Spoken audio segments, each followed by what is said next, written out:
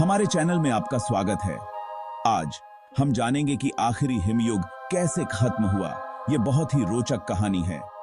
हजारों साल तक बर्फ की विशाल चादरें, आज के ग्लेशियर्सों से कहीं ज्यादा बड़े ग्लेशियर उत्तरी गोलार्ध के ज्यादातर हिस्सों पर छाए रहे। लेकिन लगभग 11,000 साल पहले एक बड़ा बदलाव शुरू हुआ। सूर्य के चारों ओर हमारे ग्रह की यात्रा एकदम गोल नहीं है, बल्कि थोड़ी अंडाकार है। इन बदलावों को मिलनकोविच चक्र कहा जाता है। ये पृथ्वी के अलग अलग हिस्सों तक पहुंचने वाली सूर्य की किरणों की मात्रा को प्रभावित करते हैं।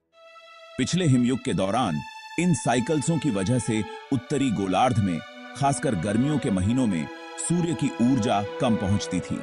धीरे धीरे हजारों सालों में सूर्य की किरणों की मात्रा बढ़ती गई और सूरज की गर्मी ने जमे हुए उत्तरी गोलार्ध को पिघलाना शुरू कर दिया। यहीं से हिमयुग के बर्फीले शासन के अंत की शुरुआत हुई। जैसे जैसे पृथ्वी अपनी कक्षा में होने वाले उन छोटे छोटे बदलावों के कारण गर्म होने लगी, एक और शक्तिशाली ताकत भी काम कर रही थी। वातावरण में ग्रीन हाउस गैसों का बढ़ना। कार्बन डाइऑक्साइड जैसी ग्रीन हाउस गैसें हमारे ग्रह के चारों ओर एक कंबल की तरह काम करती हैं, जो सूर्य से निकलने वाली गर्मी को रोकती हैं। हिमयुग के दौरान ये गैसें जमी हुई मिट्टी में या समुद्र की गहराई में फंसी हुई थीं, लेकिन जैसे जैसे ग्रह गर्म हुआ, ये गैसें वापस वातावरण में छूटने लगीं। ग्रीन हाउस गैसों में इस वृद्धि ने पृथ्वी की कक्षा में बदलाव के कारण शुरू हुए गर्माहट के प्रभाव को और बढ़ा दिया। अब आप ज्वालामुखी को विनाश का कारण मानते होंगे, जो पिघला हुआ लावा और राख के बादल उगलते हैं। बड़े ज्वालामुखी विस्फोट वास्तव में ग्रह पर शीतलन प्रभाव डाल सकते हैं। वे वातावरण में सल्फर डाइऑक्साइड के विशाल गुबार छोड़ते हैं, जो एक विशाल सूर्य छाता की तरह काम करते हैं। सूर्य के प्रकाश को वापस अंतरिक्ष में परावर्तित करते हैं और वैश्विक तापमान में अस्थायी गिरावट का कारण बनते हैं। पिछले हिमयुग से बाहर निकलने के दौरान ज्वालामुखी विस्फोट हुए, ग्लोबल वार्मिंग के चलन को कुछ समय के लिए रोक दिया, लेकिन गर्मी से राहत अल्पकालिक थी और ग्लोबल वार्मिंग का चलन फिर से शुरू हो गया। महासागर, पानी के वो विशाल मथते हुए पिंड देखने में जितने सुंदर लगते हैं, उससे कहीं ज्यादा हैं। महासागरीय धाराएं एक विशाल कन्वेयर बेल्ट की तरह काम करती हैं, जो उष्णकटिबंधीय से ध्रुवों तक गर्मी का परिवहन करती हैं, जिससे दुनिया भर में गर्मी को नियंत्रित और वितरित करने में मदद मिलती है। जैसे ही पिछले हिमयुग के अंत में पृथ्वी गर्म होने लगी, इन महासागरीय धाराओं में महत्वपूर्ण परिवर्तन हुए। गर्म जलवायु ने हवा के पैटर्न को बदल दिया, जिससे इन समुद्री नदियों का प्रवाह प्रभावित हुआ।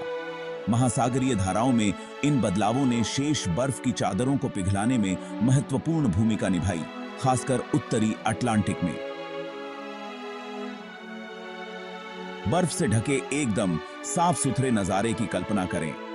सूरज की किरणें नीचे गिरती हैं, लेकिन सोखने की बजाय बर्फ और बर्फ की चमकदार सफेद सतह से वापस अंतरिक्ष में परावर्तित हो जाती हैं। इस परावर्तक गुण को एल्बिडो के रूप में जाना जाता है और यह पृथ्वी के तापमान को नियंत्रित करने में महत्वपूर्ण भूमिका निभाता है। लेकिन जैसे जैसे ग्रह गर्म हुआ और बर्फ की चादरें पिघलने लगी, पृथ्वी का एल्बिडो कम होता गया। सूर्य के प्रकाश को परावर्तित करने के लिए कम बर्फ के साथ ग्रह की सतह द्वारा अधिक सौर विकिरण अवशोषित किया गया, जिससे और गर्मी हुई और शेष बर्फ के पिघलने में तेजी आई। अब हम पहले ही बता चुके हैं कि पृथ्वी की कक्षा में बदलाव, वे मिलनकोविच चक्र, पिछले हिमयुग के अंत की शुरुआत में कैसे महत्वपूर्ण भूमिका निभाते हैं। जैसे जैसे ग्रह गर्म हुआ और बर्फ की चादरें पीछे हटीं, इन कक्षीय परिवर्तनों ने जलवायु प्रणाली को सूक्ष्मता से प्रभावित करना जारी रखा। पृथ्वी के झुकाव की कल्पना करें, हजारों वर्षों में धीरे धीरे बदल रहा है, जिससे दुनिया भर में सूर्य के प्रकाश का वितरण प्रभावित हो रहा है।